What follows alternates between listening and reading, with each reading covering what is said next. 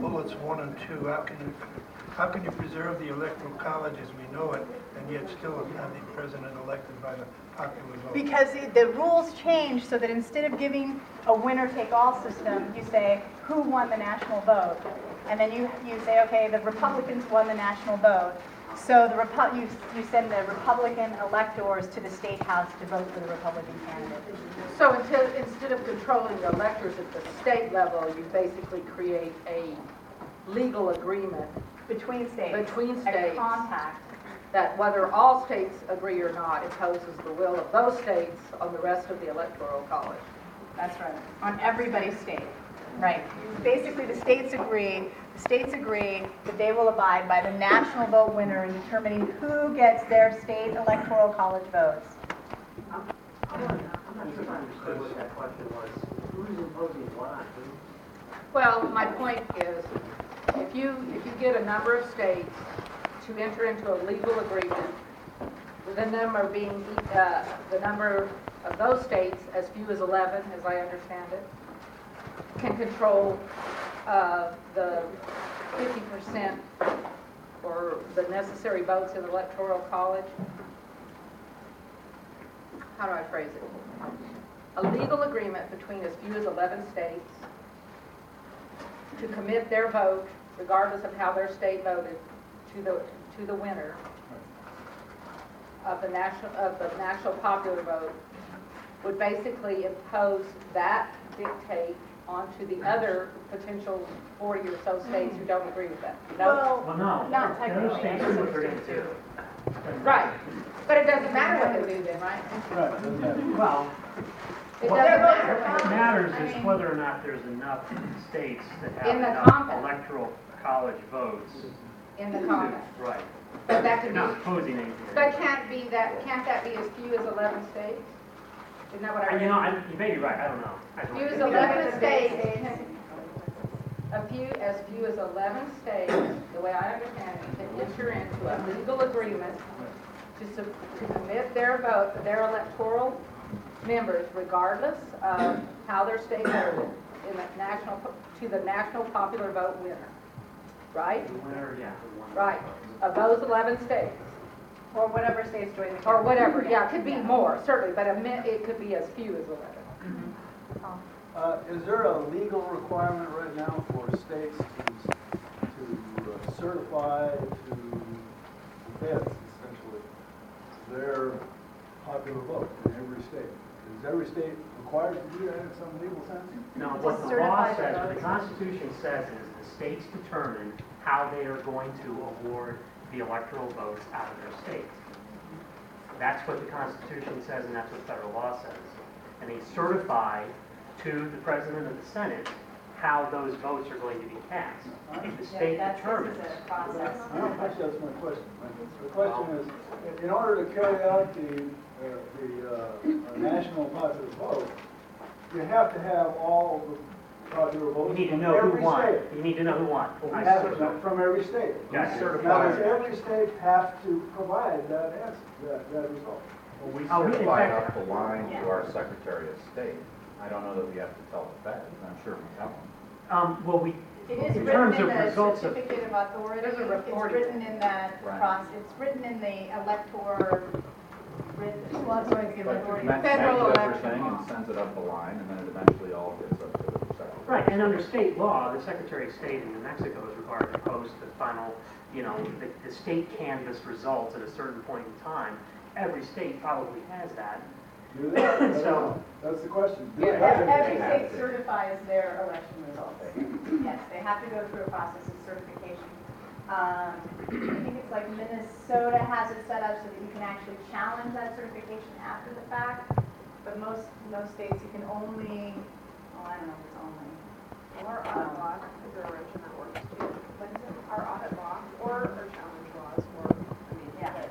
Exactly. So it's more interesting then. But I think your point is a good one, which is about process, which is how does the Secretary of State in New Mexico determine what the other state's popular vote is? If we were to join the compact, for example, how do we do that?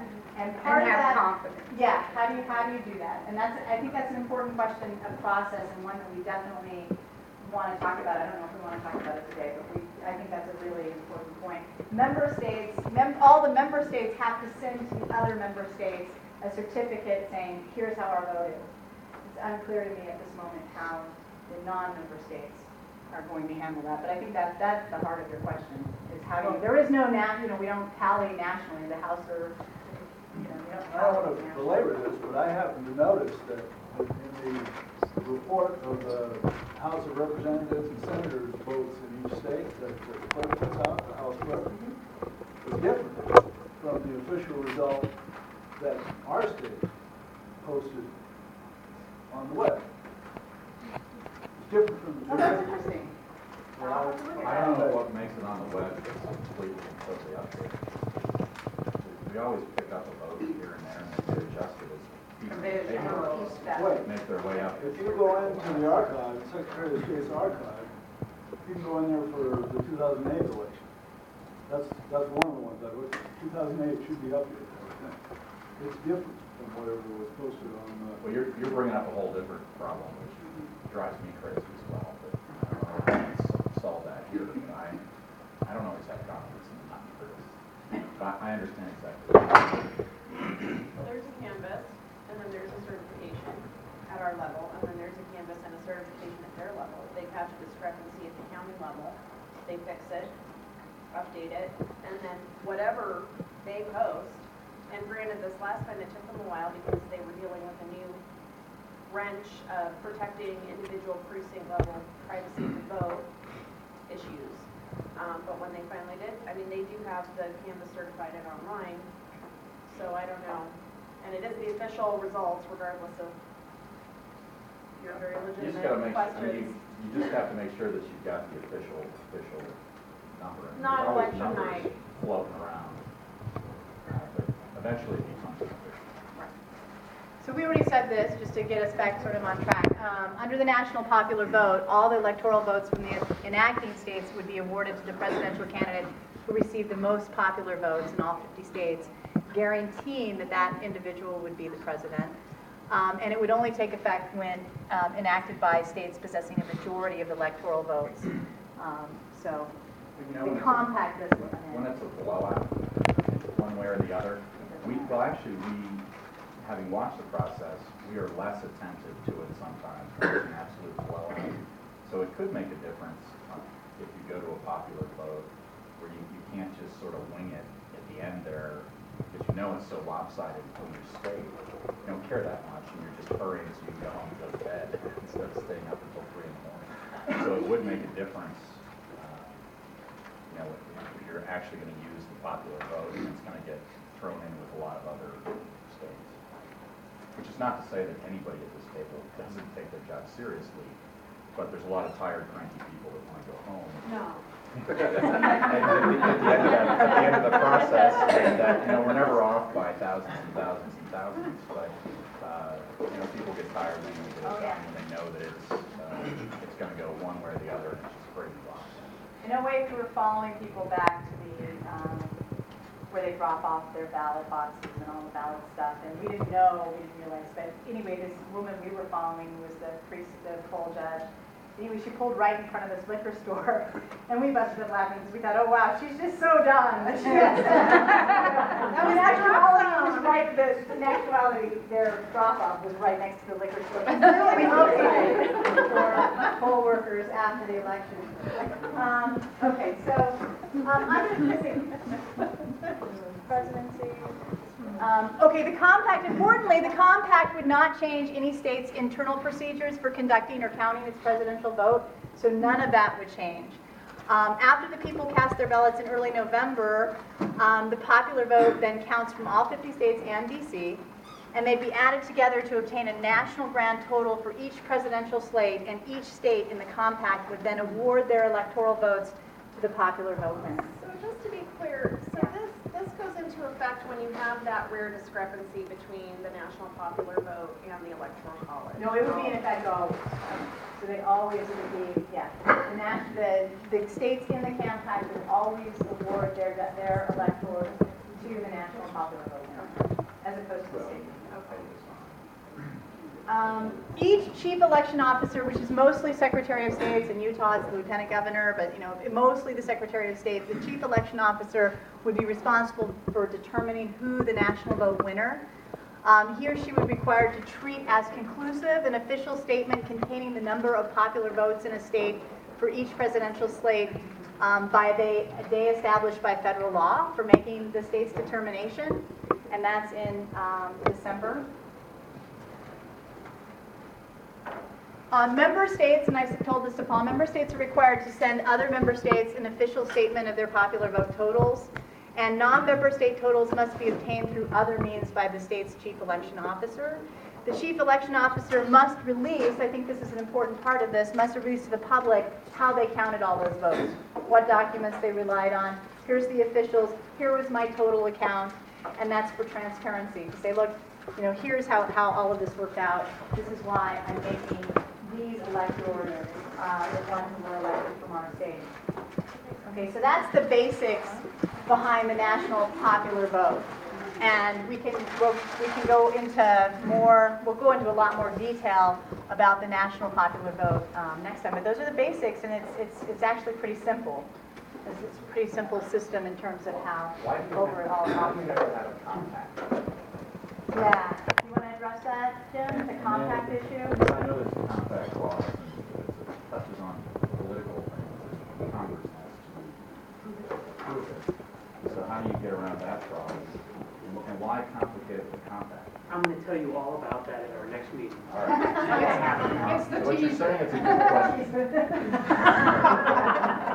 I get it. We actually plan on going over that. Okay. Yeah, the compact is a really important, it is an important component of that. I think it has to do with also states pulling out last minute or a close election. States, you want to make sure they have to abide by this agreement.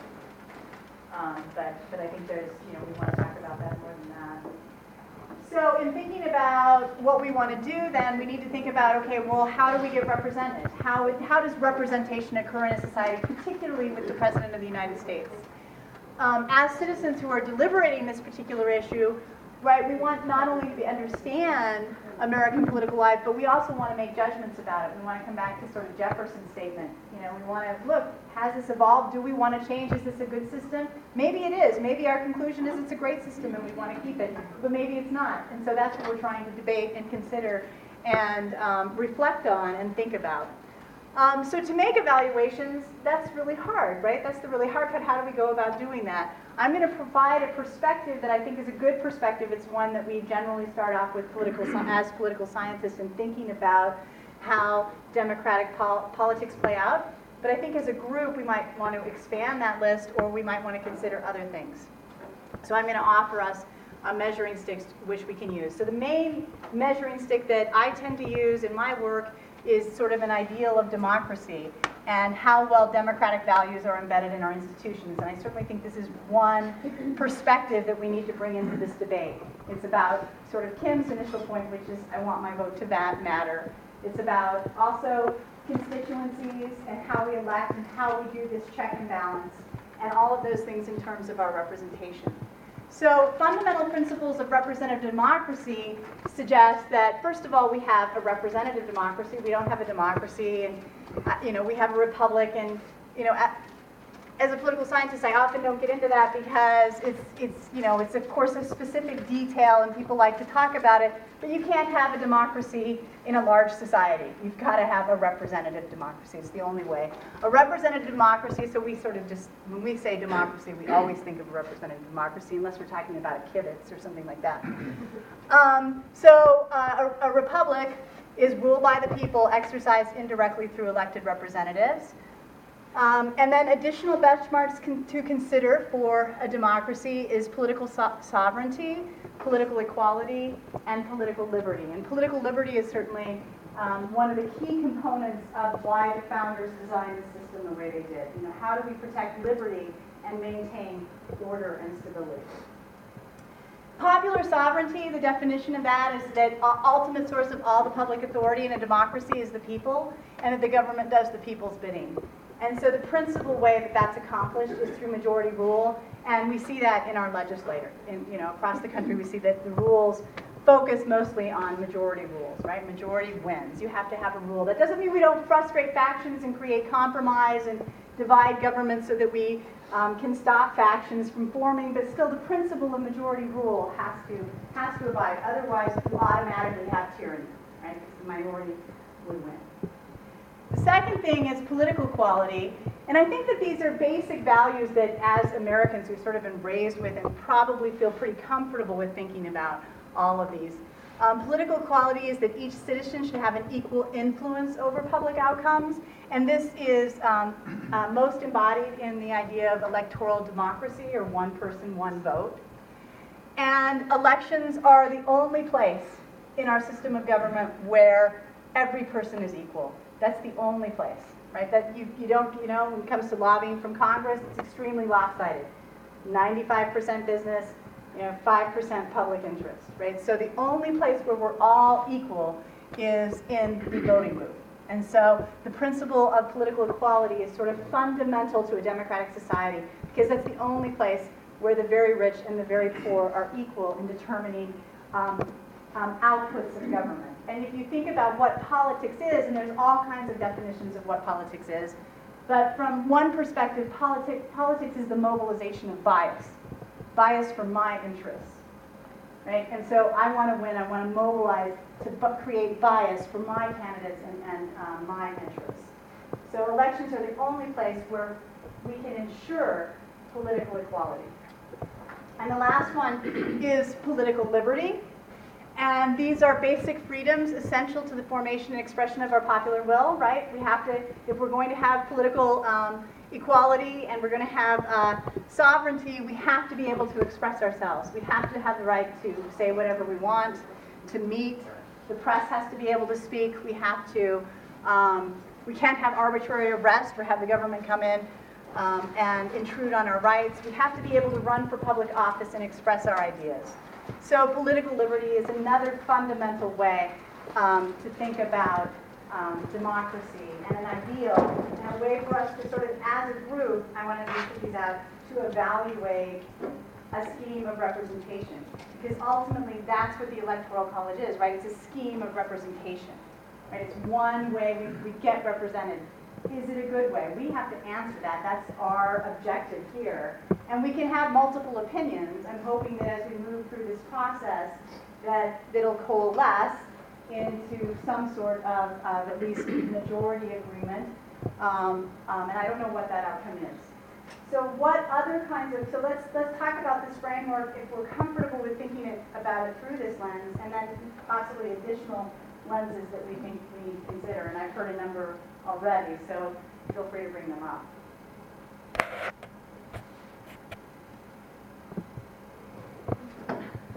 Yeah, Antoinette. I'm sorry. No. Another aspect of the democracy is the protection of the minority, so that there's not tyranny by the majority.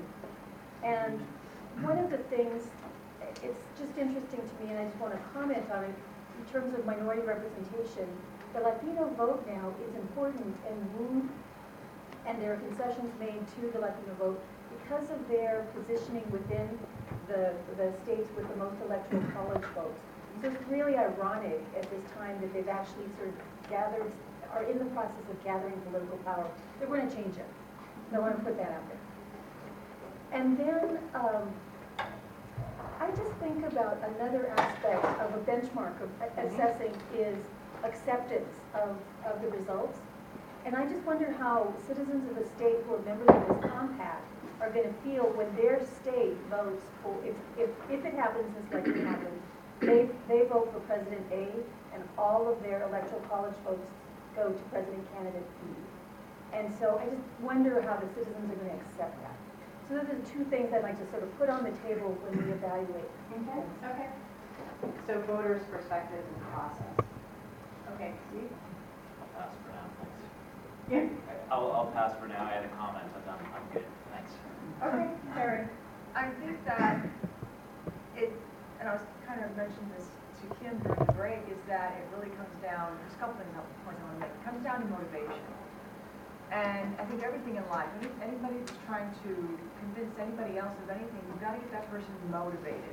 to do it. And so we want to get voters motivated. And yes, every vote counts. The problem is that we have people in our communities that are not motivated to count. When I read things like, no constitutional right to vote for the electors, that demotivates me. And it makes me feel like I have no rights in the process, so I'm kind of passive. My other point is that I think we have to be very aware of the power dynamics within the states.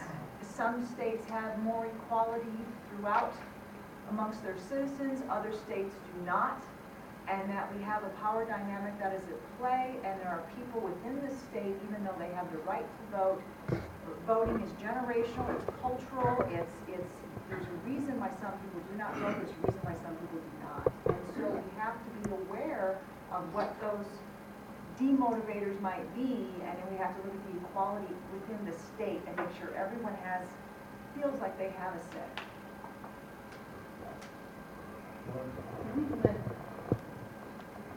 We're going to talk about a bunch of things today and in Santa Fe and in Las Cruces. And after we've talked about everything, what happens? So we are hoping that we can produce a document that says, Who is we? this panel, Who writes it? well, I mean, you get to sign it. I presume that I'm we process will. oriented, okay. Yeah, no. That's why I'm a clerk. Me too. So, we haven't worked out the details, I suppose, to be specific on this, but our goal is that we will come to a conclusion and we will have a vote. We will try to reflect the views of the members of the citizen panel into our document, and there can be multiple documents. I mean, theoretically, we can have one document if we all agree, which, maybe that's not too likely. Maybe it's very likely, I'm not sure. And then we could have, dissenting or alternative opinions. So we want to come up with an opinion that most people agree on, and then we want to have an opinion that maybe some people agree on, and maybe some other people agree on something else. So we want to reflect the views of the members of the panel in some sort of outcome document as a way of saying, okay, we've reflected on this, this is what we thought, and here's why. So it would reflect the fundamental reasons for supporting or not supporting change, and what, and outline that argument in a document.